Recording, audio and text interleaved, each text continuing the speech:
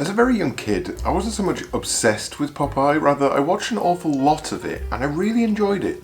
Honestly, outside the Teenage Mutant Ninja Turtles and Count Duckula, I can't think of another cartoon I watched more. It wasn't just the, at the time, modern stuff either. I would sit and watch the old black and white cartoons which one of my siblings had, for some reason, recorded from late night TV onto a scratchy old VHS. But what was Popeye? Well, originally a comic strip starting practically 100 years ago, Jesus Christ, it eventually went on to become a theatrical cartoon before then moving on to becoming a televised cartoon spanning 29 different series. This sailor, who never skipped Forearm Day, was, at one point in time, America's #1. Mickey Mouse's tugboat tailed well behind this angry seaman and his obsession with spinach. The history of Popeye is enormous, honestly. I've not even begun to scratch the barnacles off the hull, but it sets the scene to understand why a kid in the 1980s would be exposed to this superhero with a speech impediment. I was fascinated not just by the comedy aspects of Popeye, but the bizarre, out-of-time premise of the whole thing. Starting out with Popeye, our hero, we also had his unfathomably feeble girlfriend Olive Oil, who looks like she's made out of twigs and is apparently the only woman in existence.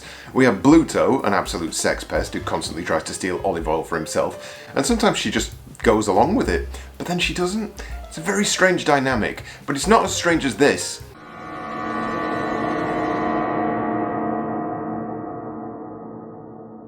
What even is this? Why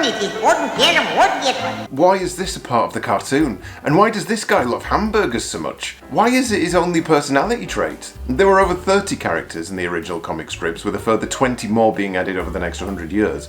None of them made much more sense than those I've already shown, but it does tell you this. Popeye, that is to say the universe of Popeye, had a lot of characters. And a lot of character. Perfect fodder for video games, right? Quite so, we had Nintendo's Game & Watch. Donkey Kong was originally supposed to be Popeye, but then it wasn't, and then they basically made another game that was sort of like Donkey Kong, only it had Popeye in it. Educational Japanese games, pinball, games all the way up to the Nintendo Switch with the... whatever this is meant to be. Every single one of those games can get in the bin, however, because we're not discussing those today. We're here to discuss the one Popeye game I ever owned. A game that oozed the characterful characters in a way that made the world of Popeye absolutely sing. Developed by the only man who made sense to do this, Don Priestley.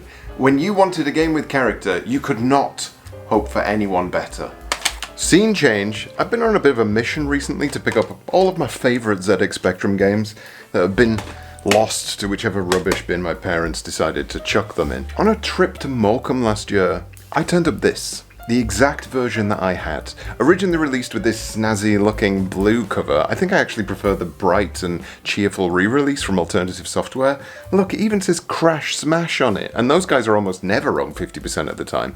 I bought this game because I wanted it there on my bedside cabinet, watching me sleep, keeping me safe on a cold winter's night. That's how much I loved this game. Did you catch that? Did you catch the D on the end of love there? Loved. The sweet memories of my youth have been washed down with the bitter, spinachy taste of modern experience, and a grown man's withering levels of forgiveness. Popeye, my love, what has time done to you?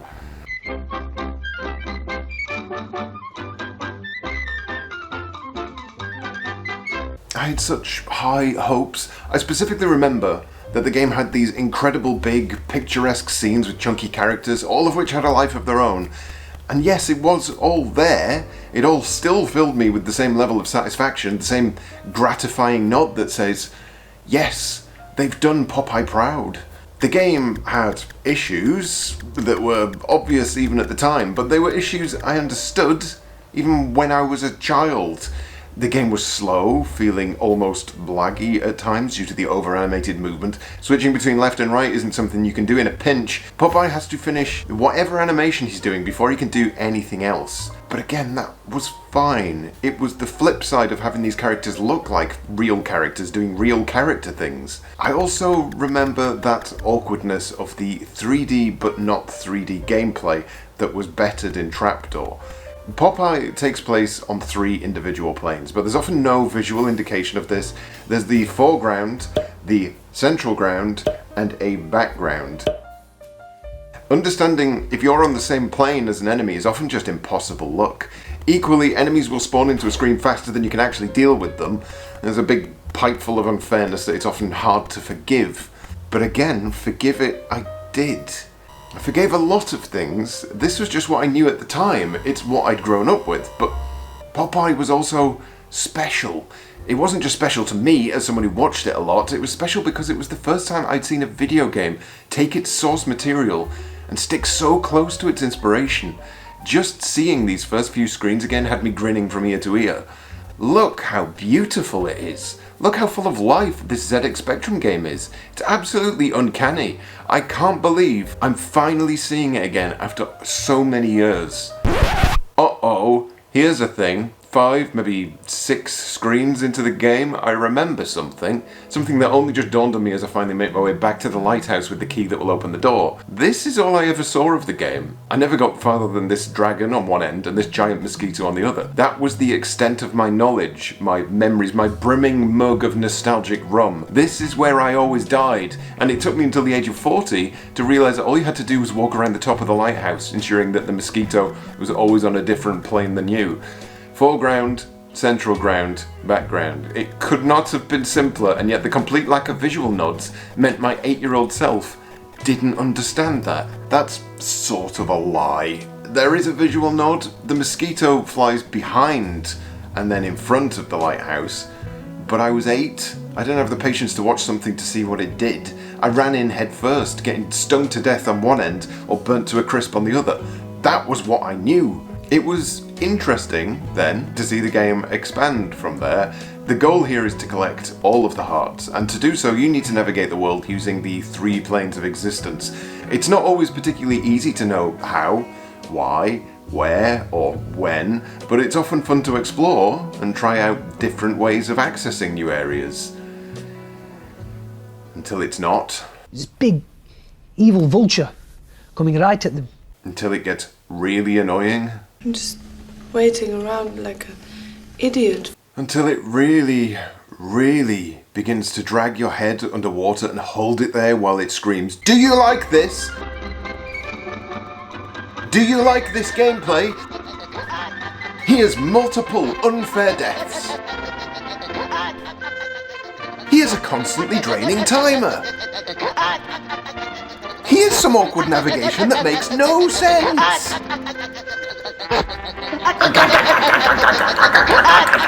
I hate to be like this, I really do. I wanted to feel love. I wanted nostalgia to put a smile on my face for once, not turn me into a gibbering wreck. As I played more and more of Popeye, I gradually reached out more and more for help. I turned up the speed, so I didn't feel like a doddering oaf. I reached out for a guide to work out what the hell it was I was supposed to do. I used save states liberally. This 20-minute game still took me over an hour to complete, all in one sitting, and I hated it. I truly hated it. I'm going to explain in detail just what doesn't work here, and I'm not going to enjoy that. I'm taking a huge dump on my own happiness. My heart is tied in a clove hitch.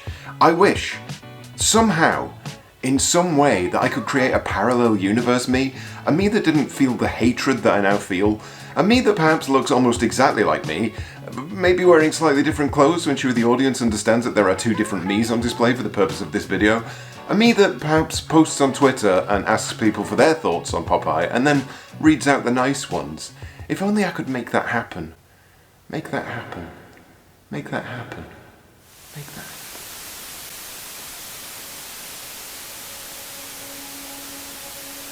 Hello everyone, it's me, chill, calm, relaxed Dave. You can tell it's not the same as the other Dave because I'm wearing different clothes and I'm lying on the floor and I've got shades on, which that other Dave definitely wouldn't wear.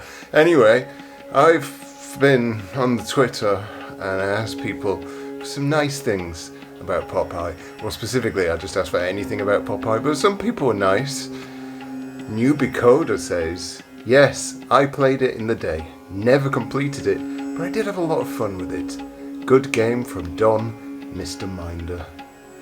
A. McKay said, Had it on the Spectrum. Those big, chunky graphics seemed outrageously amazing at the time. It's nice, isn't it? That's nice. Simon Ulyat says, yes, I've played it. I didn't know what the hell I was doing though. It's so nice. Isn't it nice? This is where my fun ended, right here at the top of a lighthouse. I'd beaten the section that stopped me as a kid. That should have been called for praise, but I quickly realised that even having beaten this obstacle, I had no idea what to do next. I wandered, scratched my head, every door was locked, every pickup had been collected. What was I missing? After a brief trip to the RZX archive, I found the missing piece. It was still the lighthouse. After all these years, the lighthouse was still beating me. You see this? This platform leading off to the right. You'd be forgiven for missing that, but more so, you'd also be forgiven for thinking that this is in fact absolutely inconsequential. Pressing right against the screen does nothing. Or at least, it does nothing when you're in the background. The place you will be by default if you've just come up through the lighthouse. The only way to access this area of the game is to take a step forward. There you have it. A whole new screen. One that you'll probably immediately fall off because you move too far to the right and Popeye handles like a fucking tugboat. My frustration is always peaked when I get stuck in a game, reach for a walkthrough because I'm absolutely stumped, and find that the solution isn't something I would have ever thought of anyway. It automatically puts me in the mind of, you know what? This is just gonna keep happening. And it does. It happens merely seconds later, in fact, when I take a trip on a UFO and end up at a giant slot machine. There's no explanation for that. It's just presented as something that occurs in the world of Popeye. There's a gate here. It doesn't appear to be locked. How do I get through it? What am I supposed to be doing with this giant fruit machine? As I experiment and try to work out what on earth I'm supposed to be doing here, something happens. Something happens that absolutely baffles me.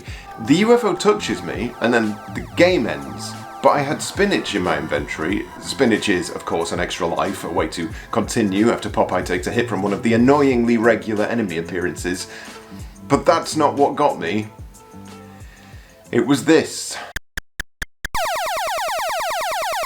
It was a timer. You see, Olive Oyl, much like the character in the show itself, is fickle with her love. When you return a heart to her, she is overjoyed and plants kisses all over your giant chin.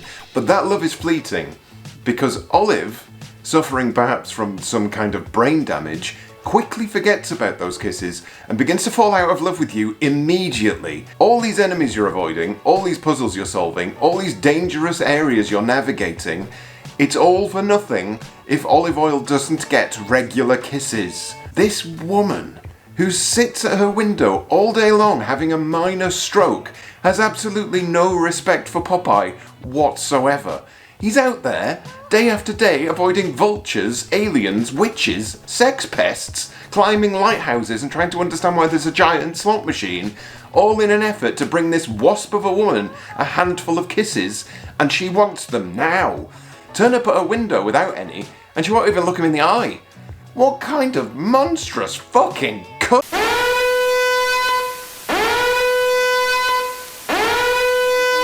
Popeye and Trapdoor were great, but Flunky was hilarious, even as a kid, says Mike DX. Dominic Hailstone said, yes, Don Priestley actually came to our school once and taught us about coding. That's nice. That's incredible. I bloody loved it back in the day, said Kenny Snowbird. See, it's nice and simple, but it's still lovely, isn't it? Oh, it's so lovely. Jay's Manchild says, it's a traditional Don Priestley game. Wonderful graphics, deathly slow, but still compelling fun to play. I think I preferred the incredibly generic Popeye 2. We're not talking about the incredibly generic Popeye 2. For God's sake. One thing I will say, speeding up the game makes a ton of difference to the sluggish controls, and it really makes you appreciate just what Don Priestley was going for. The Spectrum couldn't quite handle the sheer amount of shit going on, but thanks to the new age tomfoolery, the game runs perfectly well with a bit more oomph thanks to the power of emulation. Or a Spectrum Next. It was also a good sign that I was getting sick of all of this. I've done many a review of Spectrum games on this channel. Not once have I ever resorted to speeding up the game. But here we are. The problem is, of course, that when you die, you've just got to do the same thing all over again to get back to where you were. and get back to where I was. I did. Back to the stupid slot machine. Okay, what? It wasn't a gate? No. Once again, there are 3 planes. This green fence is on the middle plane. I was previously stood on the back plane. Do you see the issue I'm having here? Well, fear not. It gets worse. Check out this screen. The witch is on the middle plane. This rope is on the front plane. This chain is also on the front plane. This rope is on the back plane. This girder and the doors are on the middle plane. This platform here looks like it's all in one area, but for some reason you can't walk along it from right to left. Now, bear all of this in mind when trying to navigate your way around here, avoiding the witch, getting all the pickups, and doing all of this while a timer constantly ticks down. This is the worst of Popeye's platform puzzling, and those aren't even the worst types of puzzles. Here's a cannon. It fires 3 times. Red, yellow, green. It doesn't appear to hurt you as you walk past, but you can jump on the cannon, and doing so while it fires will kill you. Or will it? Yes, it will. But will it? Yes. But also no, because red is bad, yellow is bad, but green is good. How are you supposed to know this? Yes. So, knowing that I had to land while it's green, thanks to RZX Archive once again, I now have the problem of working out just when the hell I'm supposed to jump. How do I know what colour the cannon is going to be when I drop down? Time travel. I'm not even joking. Time travel. You see, when you leave the cannon screen, time freezes on that screen. It doesn't continue to fire when you're not there. It instead saves its position until you re-enter that screen. This means you need to leave the screen somewhere between red and yellow, giving you enough time to land while it's green, firing you up to the next area. Logic. Pure, unadulterated logic. That dragon who kept setting you on fire and killing you earlier, you pick up an item and he stops hurting you. Which item was it? I don't know. None of the items have descriptions. I have no idea what any of them did. This one with a face on it turns into an F in your inventory. What does it do? It allows me to use the slot machine.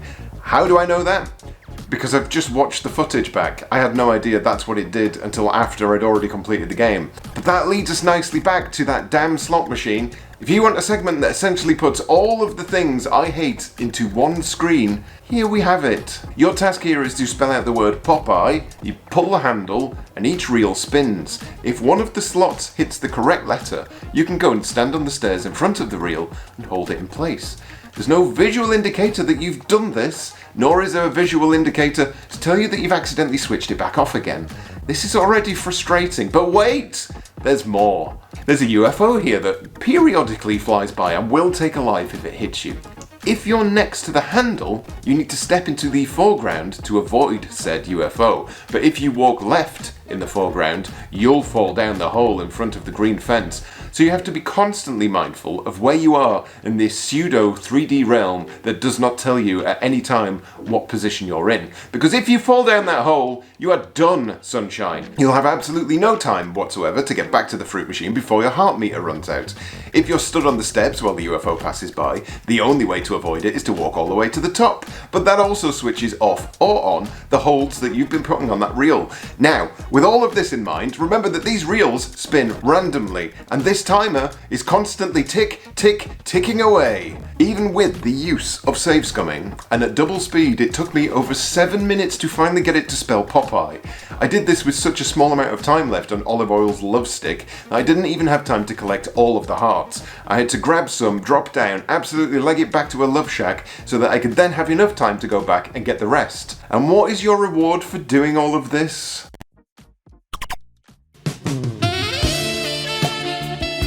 You get to bang Olive Oil. I played it a lot back in the day.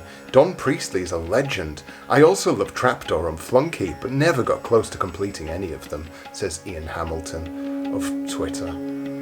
As a kid, I thought I was playing the cartoon. The graphics were larger and more colourful than I had ever seen. It blew my tiny mind, says Gaming Since 1981. I had the C64 version, and it was so slow and not much fun. Never got anywhere with it. Well, that's not very nice. Yes, I played it. I love the graphics, large sprites and use of colour. But I couldn't really enjoy the game. This isn't nice. Say nice things. I need to be nice. Nice. I've got to be nice. Nice things. I did. I owned it on the Amstrad. It was easily one of the most painful gaming experiences I've ever had to suffer through. Be nice! Everyone be nice! Like a mermaid's siren song, Popeye sang out to me with its sweet tones of nostalgia, and it dashed me against the rocks like the pathetic old bitch that I am. I've said it many times before, but this one stung the most. In the same way that you should never meet your heroes, sometimes you should never meet your old favourite games. At the age of 8, I was fascinated by Popeye, and indeed I still hold a lot of love for the game, even now, though I really shouldn't. It's not about what it is to play at this moment in time, nor is it really about how it was to play at that moment in time. Popeye meant something to me back then that my jaded attitude to what constitutes a good game cannot get past. This isn't just something that I deal with, of course. It doesn't matter what game I release a video on. There will be people in the comments declaring that I have no idea what I'm talking about, and that whatever game I've reviewed is actually the best thing that has ever been made. They're wrong, of course, as is everyone who ever writes anything on the internet, but it does go to show just how powerful nostalgia can be. Sadly, nostalgia is where I have to leave Popeye. It's not a game I ever want to see again in my life. I need to wipe this recent playthrough from my memory. I need to reset myself back to a position of fondly remembering my time with it as a child. Those big colourful graphics, that sense of wonder and adventure, the idea that anything could be around the corner. Not being able to get past the mosquito on the lighthouse simply meant that the rest of the game was up here. And in here. But not down here, because if there's one thing we've learnt from all of this, it's that olive oil is a stone cold bitch. Hi everyone, it's me. Chill, calm and relaxed, Dave. There's a cat in my face.